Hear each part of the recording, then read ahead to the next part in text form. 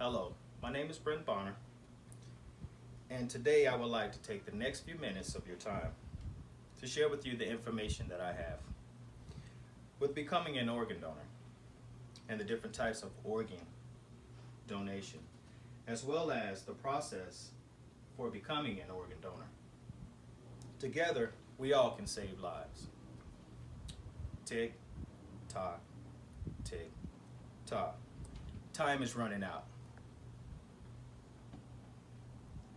Your loved one is lying in a hospital, in the bed suffering from a disease or an illness that requires an organ donation.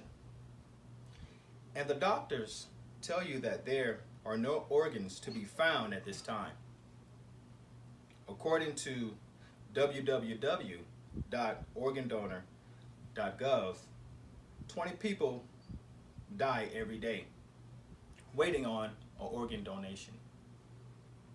How would you feel if you or your loved one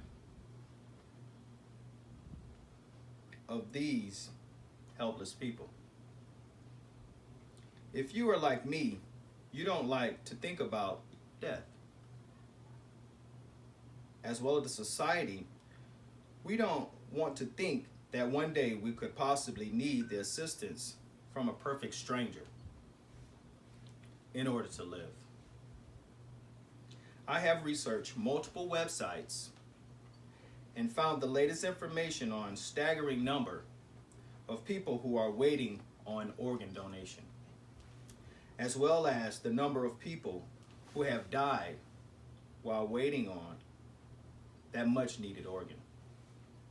I have looked at what it means to become an organ donor and the benefits of donating your organs. I have also researched the organs that are needed and how to become an organ donor.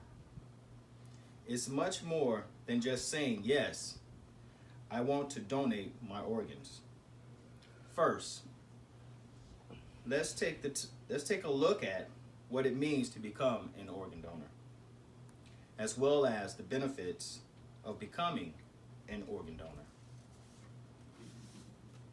People tend to think that becoming an organ donor means that doctor will some way not work to save their lives as vigorous as someone who is not a donor. This is far from the truth. Becoming an organ donor gives us the opportunity to help people. And some feel that doctors work harder if they are a donor, so that they can harvest the organs you donate to save lives. Becoming an organ donor simply means that when you die, that you have agreed to donate any or all organs that you have to help save someone's life. The benefits of becoming an organ donor far surpasses the cons of donating. According to www.nebraskamed.com, one organ donor can save up to 8 lives. What greater satisfaction can one achieve when to know that their selfish act, greater satisfaction, helped to save a life? When a person becomes an organ donor, will cut down on the number of people who actually buy or sell organs on the black market. This is an illegal practice, but many people feel that they have no other choice, are using this route. According to www.psychologytoday.com, in 2010, 11,000 organs were obtained on and through the black market. The prices that people have had to pay for these organs are astronomical, ranging from $5,000 to $60,000. Next, let's look at the different types of organ donations that are available. According to www donatelife.net, there are living, decreased, and vascularized composite allografts, which is VCA. I will take a look at each one and explain what each one involves. A living donation is one choice for a donor and the person receiving the organ. It saves 2 lives. The person receiving the organ and the next one on the next deceased organ waiting list. B, people who are waiting on the kidney and liver are available to receive a living donor transplant much sooner, often in a year or less. Number 2, deceased. Deceased organ, eye, or tissue donation is the process of giving an organ or a part of an organ, eye, or tissue at the time of the donor's death for the purpose of transplantation to another person. B, some of the vital organs can also be transplanted. If the deceased has made arrangements before death to donate, they're usually kept alive via machines until organs can be harvested. At the end of your life, you can still have the satisfaction of knowing that you are living a new life to someone less fortunate. 3, VCA.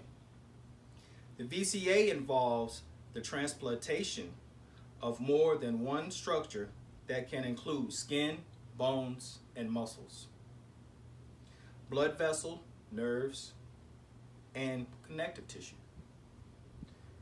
The most commonly known type of VCAs are the ones that involve transplantation a person's hand and face.